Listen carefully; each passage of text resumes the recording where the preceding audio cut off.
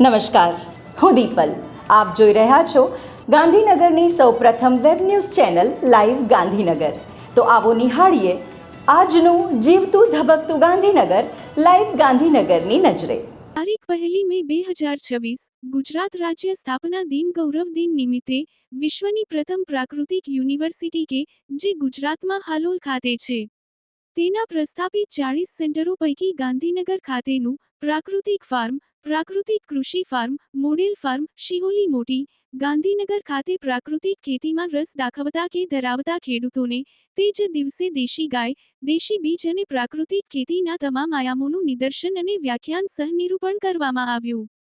આ કાર્યક્રમ દરમિયાન ગુજરાત રાજ્ય પ્રાકૃતિક કૃષિ ફેડરેશનના પ્રમુખશ્રી તથા ગુજરાત ભાજપાના સહપ્રવક્તા હિતેન્દ્રભાઈ પટેલની ઉપસ્થિતિમાં નવા વરાયેલા જિલ્લા સદસ્ય દિલીપજી ઠાકોરનું સ્વાગત બહુમાન કરવામાં આવ્યું. સાથોસાથ દિલીપજી ઠાકોરના હસ્તે વૃક્ષારોપણનું પણ આયોજન કરવામાં આવ્યું. આ પ્રાકૃતિક ખેતીને બહોળો પ્રચાર અને પ્રસાર થાય. આ પ્રાકૃતિક ખેતી ખેડૂતો ફાયદાકારક ગણી સમજી અને અપનાવે તે માટે તાલીમ દ્વારા કાર્યક્રમને ખુલ્લો મૂકવામાં આવ્યો. કાર્યક્રમનું દીપ પ્રાગટ્ય, પ્રાર્થના અને વૃક્ષારોપણથી પ્રકૃતિની સાનિધ્યમાં મહાનુભાવો દ્વારા ખેડૂતોને સમજાવવામાં આવ્યા. આ કાર્યક્રમ દરમિયાન વસંતભાઈ પટેલ, ફુલાજી ઠાકોર અને કનુભાઈ પટેલ સહિત ગાંધીનગર દહેગામ તાલુકાના ખેડૂતો સહિત આમાં યુવા વર્ગમાં ડોક્ટરો પણ સામેલ હતા. કર્ણાટકના ગીતા કેકોબાડે જેઓ પ્રાકૃતિક ખેતીમાં રસ ધરાવે છે, બહેનશ્રીએ પણ ઉદ્બોધન કરી કાર્યક્રમને અનુરૂપ પ્રાકૃતિક ખેતી વિશે રસપ્રદ બાબતો જણાવી. પંજાબ યુનિવર્સિટી દ્વારા ટ્રેડિશનલ ગેમ મહોત્સવ 3 દિવસો સુધી આયોજિત કરવામાં આવ્યો હતો. આર્યન બોલ ગુજરાત તરફથી ટ્રેનિંગ ડાયરેક્ટર શ્રીમાન સતીન રાવળ, ગુજરાત ડાયરેક્ટર ડોક્ટર મિતલ પટેલ હેઠળ અંડર 14 અને 17ની ટીમ લઈને ચંડીગઢ, પંજાબ યુનિવર્સિટી ખાતે હાજર રહ્યા હતા અને ગુજરાતના ટ્રેનિંગ ડાયરેક્ટર સતીનજીના માર્ગદર્શન હેઠળ ગુજરાત ફાઇનલ મેચ રમ્યા હતા. ગાંધીનગર મોટા ચિલોડા સ્થિત દીક્ષા કિડ્સ સ્કૂલમાં મફત સમર કેમ્પનું આયોજન કરવામાં આવ્યું છે. આ સમર કેમ્પમાં બાળકો માટે એબેક્સ, ચિત્રકલા, સંગીત, વાર્તા, ક્લે દ્વારા અલગ અલગ આકાર બનાવવું, તેમના માતા પિતાઓ માટે એરોબિક અને યોગ સેશન મફત આયોજિત કરવામાં આવી રહ્યું છે. આ કેમ્પ 5 માંથી 30 સુધી ચાલશે, જેમાં 2 વર્ષના બાળકોથી લઈને 7 વર્ષના બાળકો સુધી ભાગ લઈ શકે છે.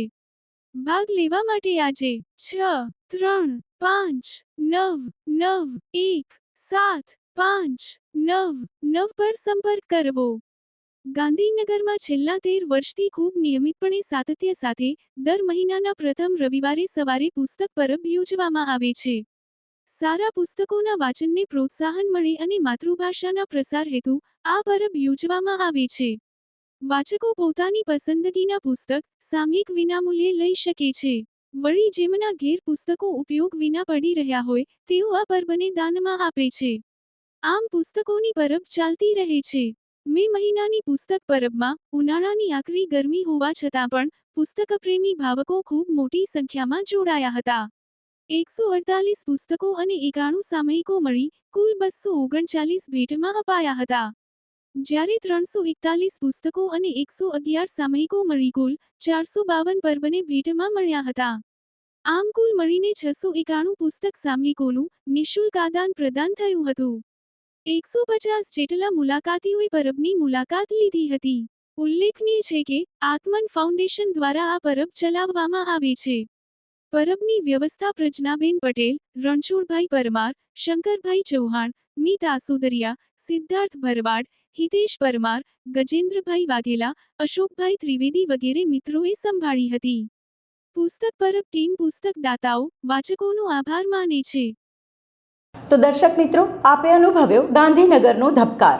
આપની આસપાસ બનતી આવી જ ઘટનાઓની જાણકારી અમારા સુધી પહોંચાડવા માટે સ્ક્રીન પર દર્શાવેલ નંબર પર વોટ્સએપ દ્વારા અથવા ઈમેલ આઈડી પર મેલ કરીને આપ અમારો સંપર્ક કરી શકો છો.